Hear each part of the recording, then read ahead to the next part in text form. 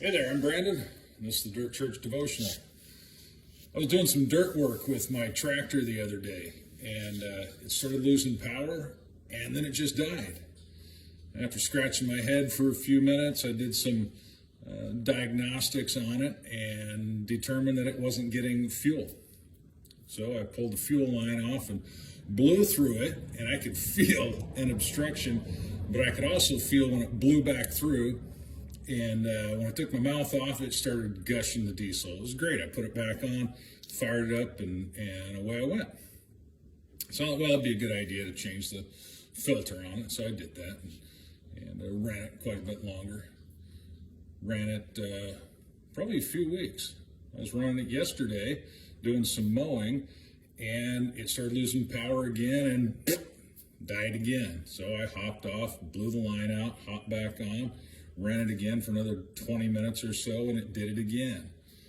Hopped off, and I did this cycle a number of times to the point where I would get about 5 minutes in between, and I just gave up. Said, I got to do some work on this thing. It's interesting how much we are kind of like tractors or machinery.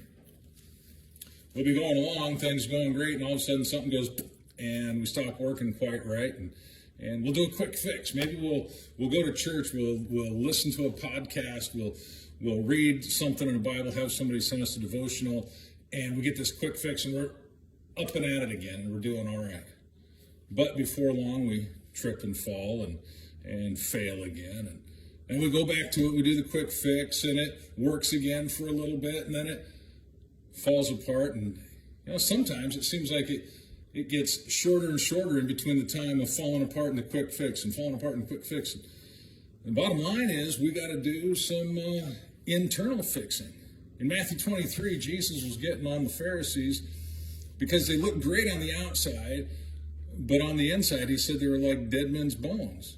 And then he told them this. He says, look, clean the inside of the dish, and the outside will be clean also. In other words, we got to take care of what's on the inside, because that's where the junk is coming from, and let the outside worry about itself. So back to the tractor. There's the fuel tank. Had to pull it off today, clean it out, blow it out. There was so much crud in there. It was amazing.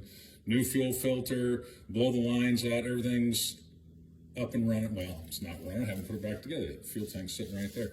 But it's going to be running fine. Why? Because I took the time to take it apart and clean where the problem was coming from.